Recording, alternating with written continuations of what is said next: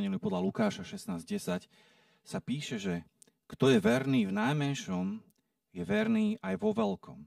A kto je nespravodlivý v najmenšom, je nespravodlivý aj vo veľkom.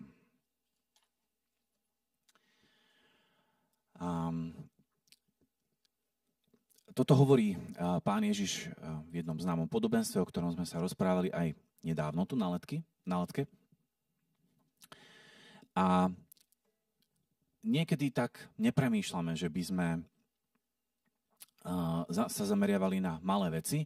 A je prirodzené ľudské v nás, že vtedy, keď nás nikto nevidí, keď sme možno sami doma, alebo ideme, zo školy, alebo z práce, alebo kdekoľvek, keď sme sami v kancelárii, keď nás nikto nevidí, tak možno robíme veci polovičato, alebo s nejakými chybami, alebo zámerne robíme nejaké skryté, nečisté veci, alebo nespravodlivé, ktoré keby nás niekto uvidel, by sme variani urobiť nemohli. A na tom, že čo v tejto chvíli robíme, záleží. Pretože by sme si mohli povedať, že však keď to nikto nevidí, čo na tom? Hej? Ja ako človek skrátka pracujem na tých veľkých veciach a tieto maličké drobnosti by sme mohli považovať za nepodstatné. Hej?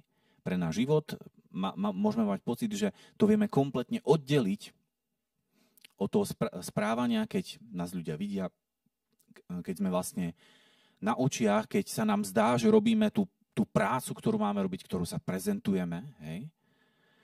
Ktorou pomáhame druhým, možno slúžime a tak ďalej, alebo prinášame nejakú hodnotu nášmu zamestnávateľovi alebo klientovi. A môžeme mať pocit, že tie dve veci akoby spolu vôbec nesúvisia, že my to máme oddelené.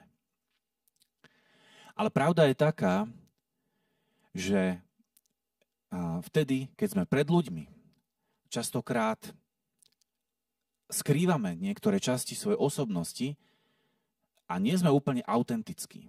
Hej? Niekto možno, že zájde až tak ďaleko, že vlastne hrá nejaké divadlo pred druhými, ktoré vlastne nie je pravdivé. Hej? Že to je nejaký a nie omyl, ale skrátka podvod, hej? Ktorý celkom vedome robíme na druhý. Hej?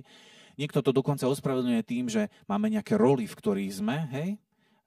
Rola, rodiča, rola dieťaťa, žiaka, študenta, zamestnanca, šéfa, hej? To je nejaká rola, v ktorej sme a podľa nej sa musíme správať, hej? A máme pocit, že toto sme my. Ale nie, to je iba nejaká rola, hej? Ešte je to tak krásne pomenované, je to rola ako v divadle a máme pocit, že aj my sme ako herci, ktorým keď skončí predstavenie, tak rola sa skončí a idú žiť nejaký iný život bežný a že tieto dve veci vlastne oni v pohode zvládajú. Hej? A preto vlastne aj my tak fungujeme. Pravda je tá, že iba keď sme sami, tak sme v skutočnosti sami sebou. Hej? To je, keď robíme tie veci, ktoré nikto nevidí, tie maličké drobnosti, pri ktorých sa zdá, že nie sú podstatné, hej? V skutočnosti na tých záleží najviac. Pretože vtedy sa ukazuje, kým sme, vtedy naozaj budujeme svoju identitu a vtedy naozaj máme šancu na sebe pracovať autentickým spôsobom. Hej. Takým, že nikto ma síce nevidí, ale ja si poviem, že skrátka chcem budovať svoj charakter, ja som nejakým spôsobom zachránený od Boha, hej, cez Pána Ježiša a chcem žiť svätý a čistý život. A tie myšlienky, ktoré ku mne prichádzajú, viem si ich jasne pomenovať sám pred sebou, nikto ma nevidí. Ale nemusím tie pokušenia, ktoré na mňa v tej chvíli prichádzajú, prijať a spracovať.